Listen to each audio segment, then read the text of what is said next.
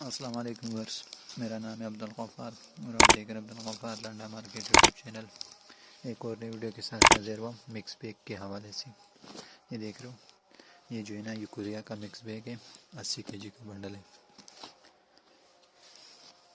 इसके अंदर आपको पर्स, क्लचेस और ये मिक्स बैग के नाम पे आते हैं, और सफरी बैग, स्कूल बैग, ये सब मिक्स में मिलेंगे इसमें।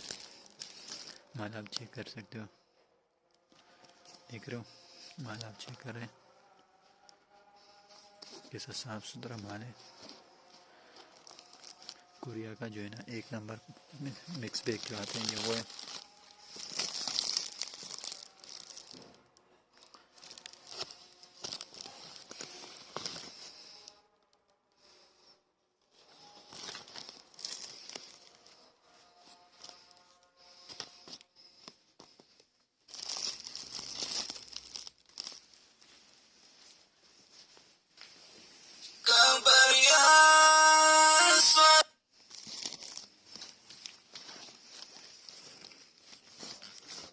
ये सारा कोरिया का जो है ना 80 kg का बंडल है मिक्स बैग का।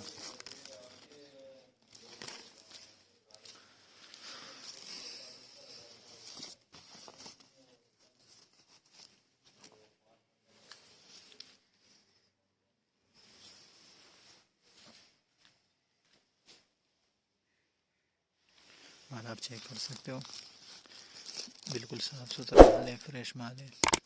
ये कोरिया का